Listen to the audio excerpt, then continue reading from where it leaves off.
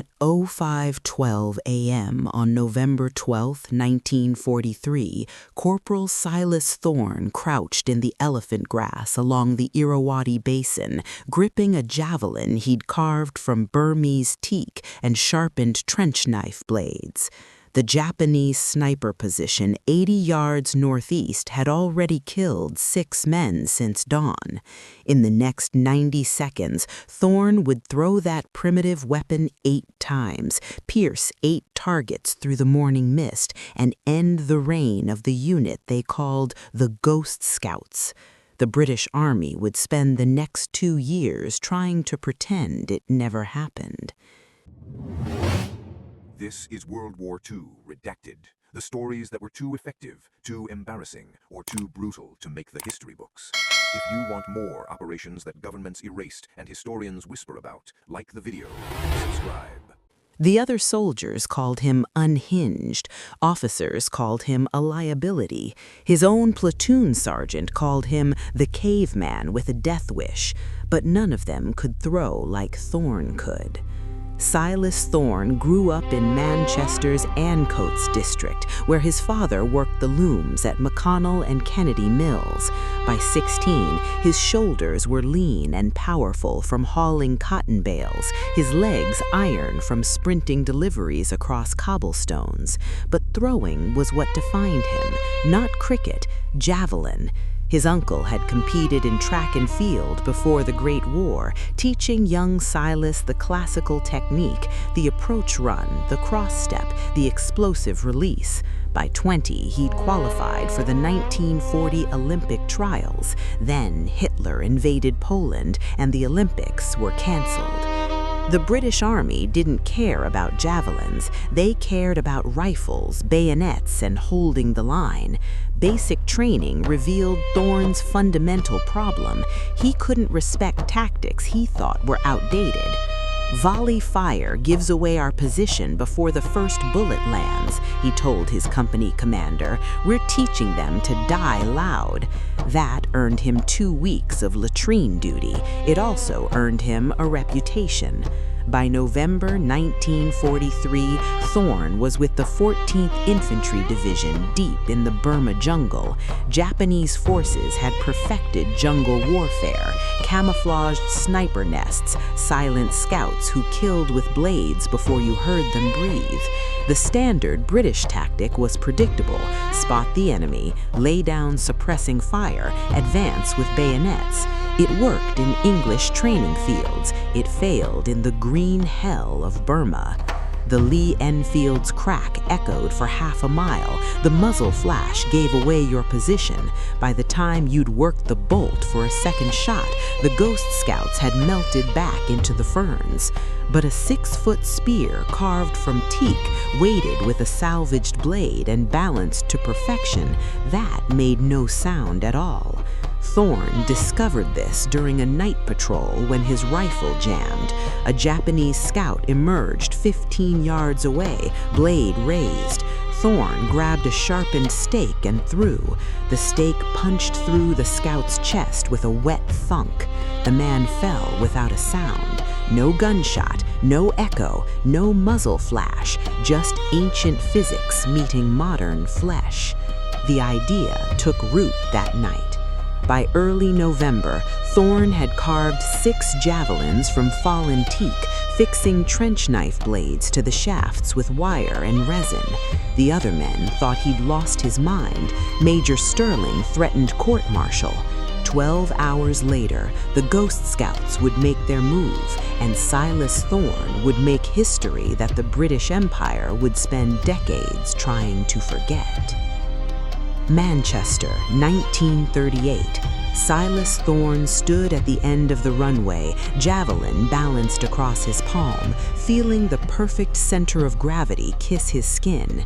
This was the only place he'd ever felt complete, not in the smoky textile mills, not in the cramped terrace house, but here, in the moment before the throw. His uncle had taught him that the javelin was honest. It rewarded precision, punished hesitation, and never lied about your form. The approach run was a controlled sprint, building momentum without losing balance. The cross step pivoted your hips, storing rotational energy like a coiled spring. The release required perfect timing. Too early and the spear nosedived. Too late and it sailed wide. Thorn had thrown 10,000 times, chasing that Olympic dream.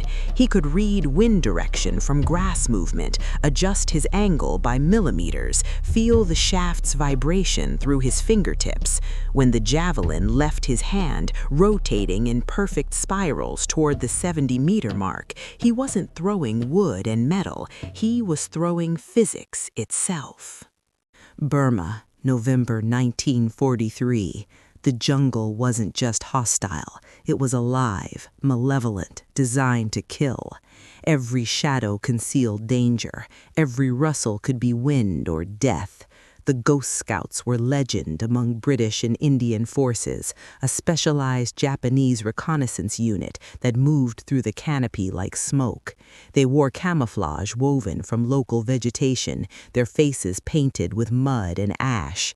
They could remain motionless for hours, waiting for you to step within blade range.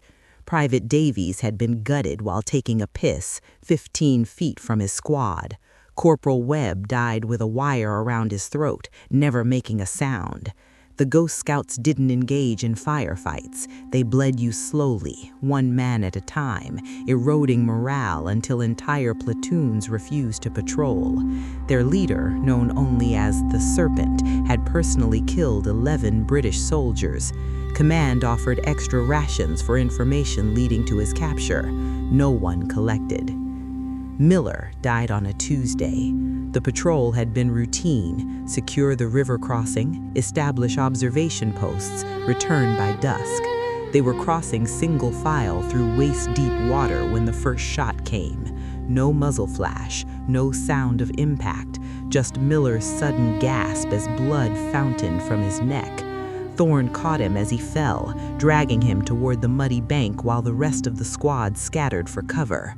"Where is he?" Sergeant Graves screamed, scanning the tree line. "Where's the bastard shooting from?" But there was nothing. No smoke, no movement, no target to return fire toward.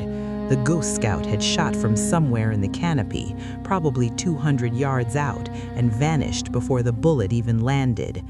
Miller's eyes found Thorn's face, trying to speak, drowning in his own blood. Thorn held him until the light faded, rage crystallizing into something cold and sharp. The rifle was useless. He needed something silent. Major Sterling found Thorn behind the field hospital at dawn, surrounded by wood shavings and salvaged metal. 6 spears lay in a neat row, each exactly 6 feet long, each balanced to identical specifications. Sterling's face went purple. "What in the name of Christ are you doing, Corporal?" Thorn didn't stand. "Making something that works, sir. You'll use your issued rifle like every other man in this division." "My issued rifle got Miller killed." The words hung between them like a challenge. Sterling stepped closer, voice dropping to a dangerous whisper. "You will follow regulations, or I will have you court-martialed for insubordination and dereliction of duty. Do you understand me?" Thorn met his eyes without flinching. "I understand that regulations were written by men who've never fought Ghost Scouts, sir." Sterling's hand went to his sidearm. For a long moment, neither man moved. Then Sterling turned and walked away. "I'm watching you, Thorn." The teak was dense, nearly twice the weight of ash or bamboo, which meant it carried more kinetic energy at impact. Thorn selected only fallen branches, checking for rot, insects, structural weakness. He carved each shaft with his trench knife, working by lamplight, removing material until the balance point sat exactly where his middle finger would grip during the throw. The trench knife blades came from the supply depot, 8-inch double-edged steel, designed for close combat. He heated them over coals until the metal softened, then hammered them flat and sharpened them to surgical edges. The attachment was critical. Too much wire and the head became unbalanced. Too little and it would separate on impact. He used resin harvested from rubber trees, melting it to seal the joint, then wrapped the connection point with scavenged parachute cord. Testing required throwing into sandbags at increasing distances, 30 yards, 50, 70, 80. At 80 yards, the javelin punched completely through. The night patrol went sideways at 2:30 hours. Sergeant Graves was walking point when the tripwire caught his boot.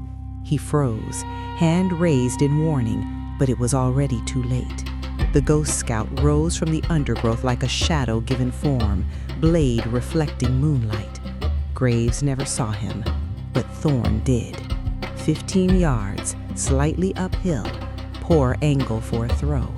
Thorne's hand moved on instinct, grabbing the javelin strapped to his pack, finding the balance point, drawing back in one fluid motion. The cross step, the hip rotation, the explosive release. The spear covered 15 yards in under a second, punching through the scout's sternum with enough force to pin him against a teak trunk. The man's blade clattered to the ground. Graves turned, staring at the quivering shaft, then at Thorne. Jesus Christ. Thorne retrieved his javelin, wiping blood on the dead man's uniform. Tell Sterling I'm using a stick. The serpent left a message 3 days later. Miller's dog tags nailed to a tree with a bamboo spike. The psychological warfare was deliberate. He wanted Thorne angry, reckless, predictable. But Thorne has spent years studying precision under pressure. He began tracking patterns, kill locations, times of day, approach angles. The serpent favored high ground in morning light. He never struck the same area twice in 72 hours. He moved in a rough circle, suggesting a base camp within 2 miles of British lines. Thorne started leaving his own messages, javelins embedded in trees at Ghost Scout kill sites, each one driven deeper than humanly possible with hand strength alone. The serpent would find them and know someone was hunting him back. On November 11th, Thorne found fresh footprints near a water source, size 8 boot, British issue, stolen from a corpse. The serpent was close. They came at dawn, 8 Ghost Scouts moving in coordinated formation toward the British ridge position. Thorne saw them from 80 yards out, emerging from the morning mist like apparitions. His squad was pinned down, exposed, seconds from being overrun. Thorne stood, javelins in hand, and became something else. First throw, lead scout, center mass, down. Second throw, left flank, throat, down. Third throw, the man raising his rifle, chest, down. His body moved like machinery, each throw a perfect repetition of 10,000 practice runs. Cross step, rotate, release. The javelins flew in flat trajectories, spiraling through humid air, finding flesh with mechanical certainty. Fourth, fifth, sixth, down, down, down. The serpent broke cover at 75 yards, sprinting for the tree line. Seventh throw, low, catching him in the thigh, spinning him sideways. Eighth throw, before he hit the ground, through the heart.